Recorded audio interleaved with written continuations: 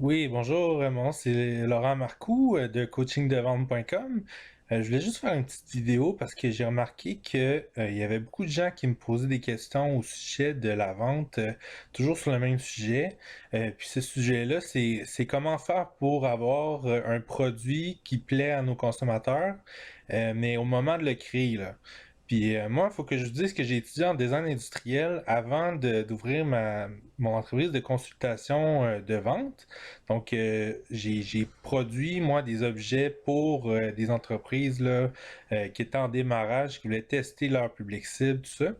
Fait qu'en fait, là, c'est assez simple si on veut. Ça peut paraître vraiment compliqué, mais c'est assez simple de faire un produit qui va plaire aux consommateurs. La première étape, c'est de faire du monitoring puis de la veille. C'est-à-dire que vous allez, euh, bon, ça peut être sur les réseaux sociaux, ça peut être sur les forums, ça peut être dans un focus group.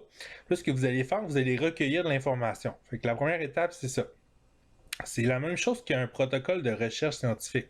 Alors, la première étape, c'est que vous allez poser une hypothèse. Donc, par exemple, avec les moyens de production que vous avez, supposons que vous pouvez faire des objets en plastique. Bon, ben, vous avez une limite de production. Est-ce que vous faites ça en Chine? Est-ce que vous faites ça ici? Combien d'unités vous pouvez faire par année? Puis là, vous ciblez un peu, là, c'est quoi vos limites?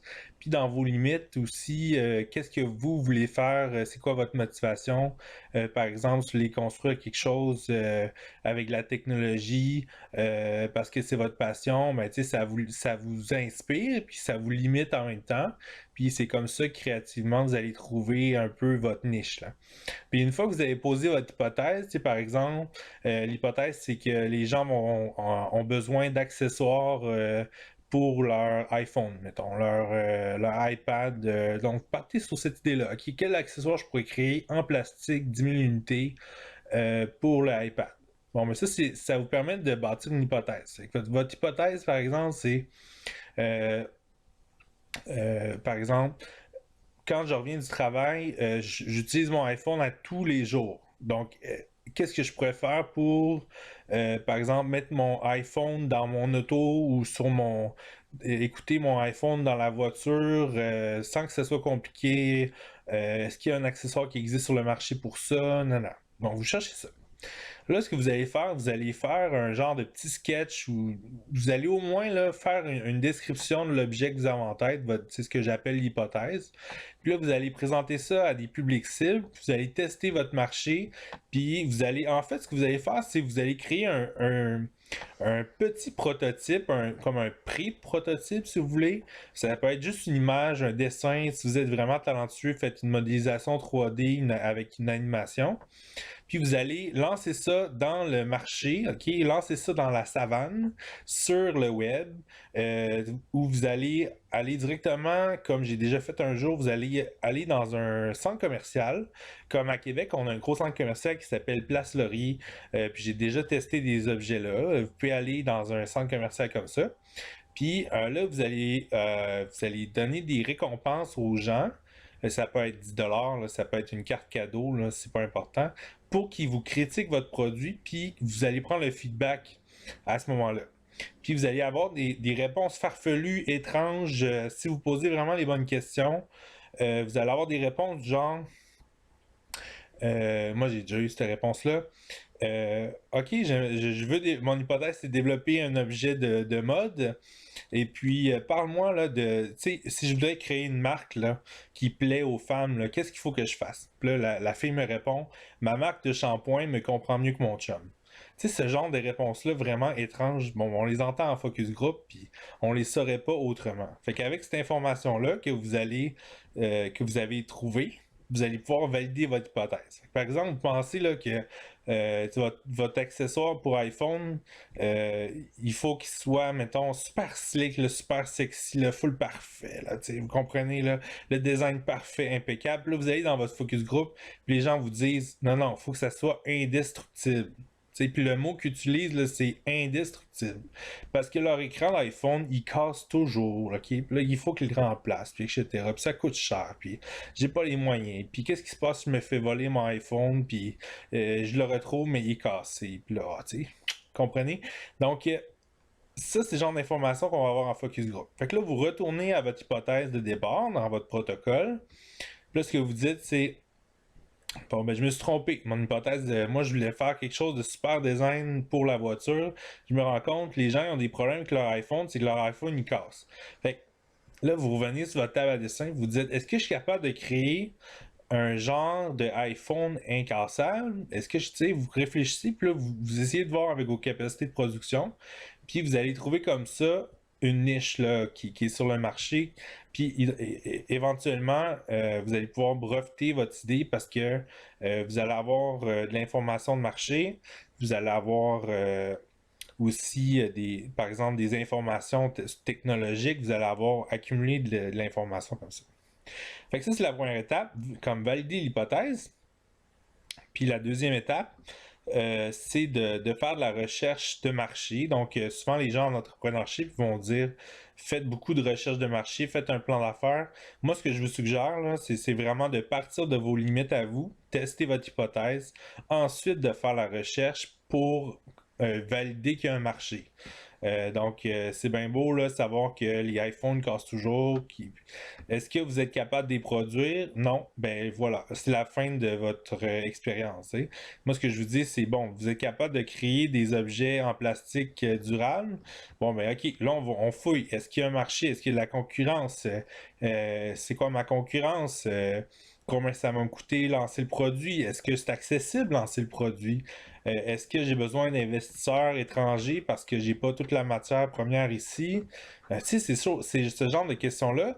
C'est beaucoup plus ces questions-là qui vont vous amener à créer votre produit à la fin que, par exemple, que la découverte d'un besoin que, que, que personne n'a trouvé. Tu sais. Donc, je vous donne un exemple. En ce moment, au Québec, il y a un certain intérêt pour les bijoux.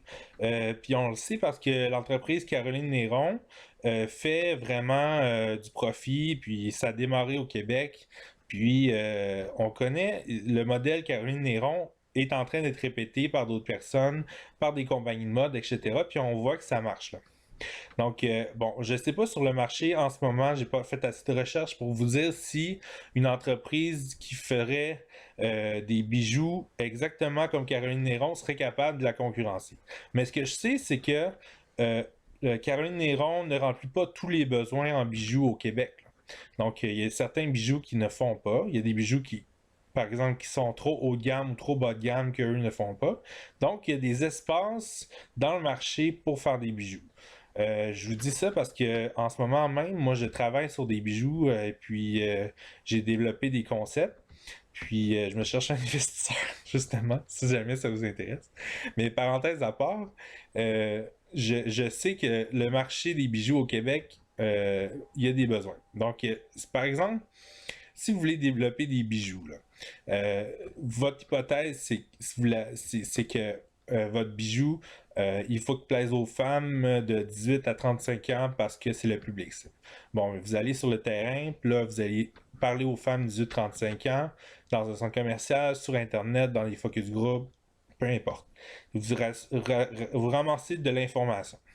Puis là, une fois que cette information-là est colligée, il va y avoir le feedback. Les gens vont vous dire, par exemple, ben j'aime seulement les bijoux en or 14 carats. Là, vous avez déjà une idée de ce que vous pouvez produire. Là, une fois que vous savez ça, et puis vous savez que vous avez des limites de production personnelles, là, à ce moment-là, ben, vous sketchez différents concepts, vous faites tester les concepts sur on peut penser là, sur 3000 concepts, il y a 10 concepts qui vont rester à la fin. Là.